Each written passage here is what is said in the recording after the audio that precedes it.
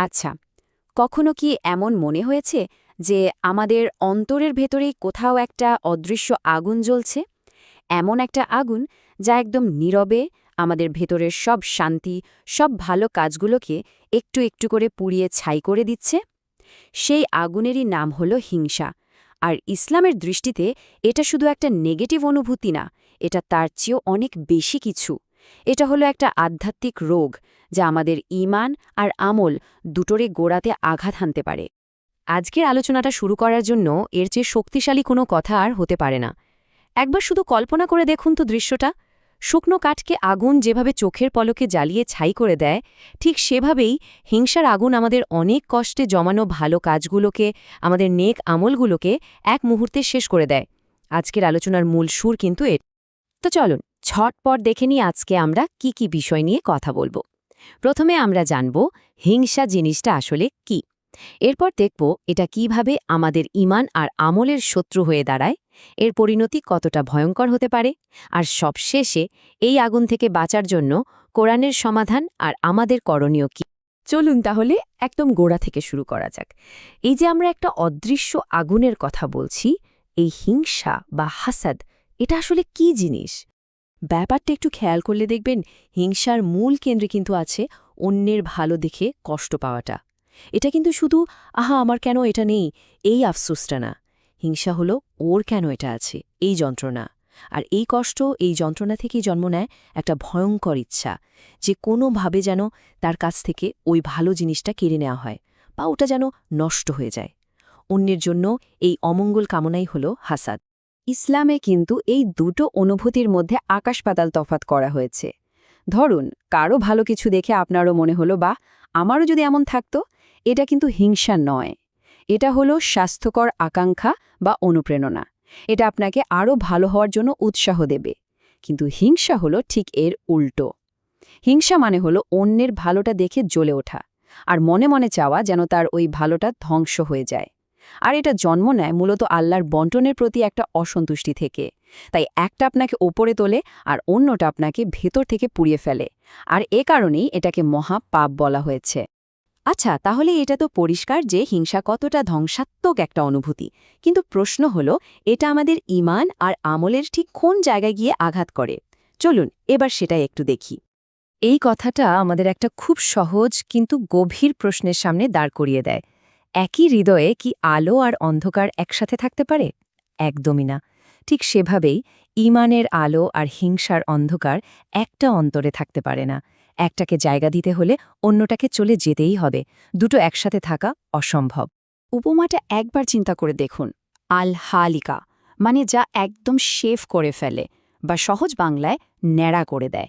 কিন্তু কি ন্যাড়া করে? চুল? না, আমাদের দিনকে, আমাদের ধর্মকে।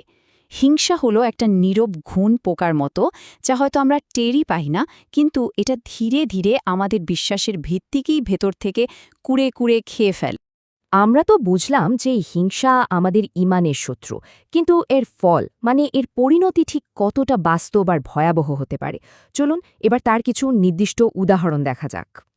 এই যে বলা হচ্ছে আধ্যাত্মিক প্রতিবন্ধকতা, এর মানেটা কি?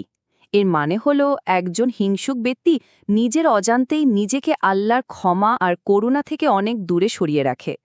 যেমন ধরুন, প্রতি সোমবার আর বৃহস্পতিবার যখন বান্দার আমল পেশ করা হয়, তখন সবাইকে ক্ষমা করা হলেও হিংসুক ব্যক্তিকে ক্ষমা করা হয় না। কিংবা শাবান মাসের ১৫ তারিখের মতো বিশেষ ক্ষমার রাতেও সে ক্ষমা থেকে বঞ্চিত হয়। তার মানে অন্তরের এই একটা রোগের কারণে রহমতের দরজাগুলো তার জন্য বন্ধ হয়ে যায়। এর চেয়ে বড় দুর্ভাগ্য আর কি হতে পারে বলুন? এই হিংসার শিকড় যে কতটা গভীরে তা বুঝতে হলে আমাদের একদম শুরুতে ফিরে তাকাতে হবে। আসমানে প্রথম যে পাপ হয়েছিল সেটা ছিল ইবলিসের অহংকার আর আদম আলাইসাল্লামের প্রতি তার হিংসা।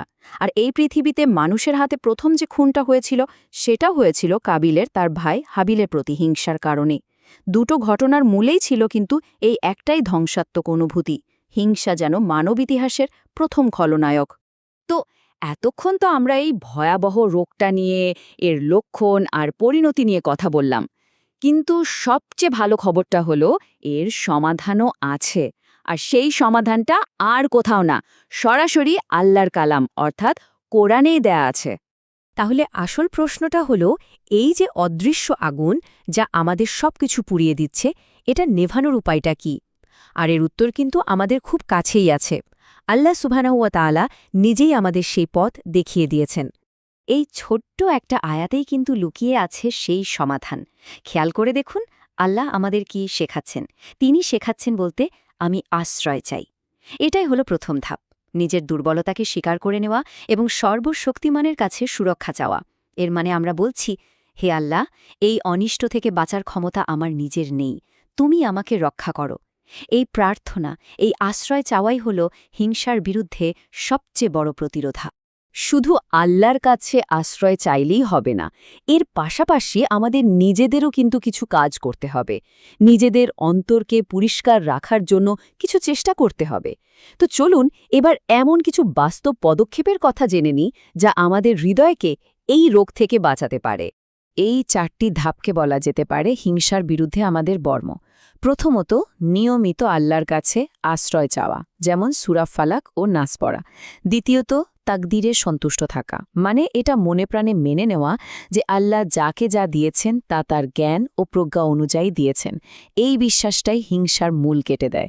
তৃতীয়ত, শকর আদায় করা, মানে নিজের যা আছে সেদিকে ফোকাস করা। আর চতুর্থ, যেটা হয়তো সবচেয়ে কঠিন কিন্তু সবচেয়ে কার্যকারী উপায়, তা হলো যার প্রতি হিংসা হচ্ছে তার জন্য মন থেকে দোয়া করা, হে আল্লাহ, তাকে আরও বাড়িয়ে দাও। এটা কিন্তু শয়তানের সব প্ল্যানের উপর একটা সরাসরি অ্যাটাক।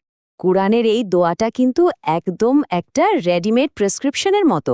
আমরা এখানে সরাসরি আল্লাহর কাছে আবেদন করছি যেন তিনি আমাদের অন্তরকে অন্য মুমিনদের প্রতি সব ধরনের বিদ্বেষ আর কালিমা থেকে পবিত্র করে দেন। এর চেয়ে সুন্দর প্রার্থনার কি হতে পারে? এই অসাধারণ ঘটনাটা আমাদের শেখায় যে জান্নাত পাওয়ার জন্য সবসময় পাহাড় সমান ইবাদতের প্রয়োজন হয় না। রাসূল সাল্লাল্লাহু আলাইহি সাল্লাম একজন সাহাবীর জন্য দুনিয়াতেই জান্নাতের সুসংবাদ দিয়েছিলেন। পরে জানা গেল তার সবচেয়ে বড় আমলটা কোনো বাহ্যিক বড় কাজ ছিল না, বরং ছিল অন্তরের এক অসাধারণ গুণ। তিনি প্রতি রাতে ঘুমানোর আগে নিজের হৃদয়কে সবার জন্য একদম পরিষ্কার করে নিতেন। কারোর প্রতি কোনো বিদ্বেষ বা হিংসা রাখতেন না। এই বিশুদ্ধ অন্তরটাই ছিল তার জান্নাতের চাবিকাঠি। তো আলোচনার একদম শেষে এসে প্রশ্নটা আমাদের প্রত্যেকের নিজের কাছে, আমরা আমাদের হৃদয়ে কোন জিনিসটাকে জায়গা দেব? হিংসার আগুন যা আমাদের সমস্ত ভালো কাজ আর ভেতরের শান্তিকে পুড়িয়ে ছাই করে দেবে, নাকি ঈমান, কৃতজ্ঞতা আর ভালোবাসার এক শান্ত সুন্দর বাগান যা আমাদের এই জীবন আর পরকাল দুটোকেই সুন্দর করে তুলবে? সিদ্ধান্তটা এখন আমাদের নিজেদের।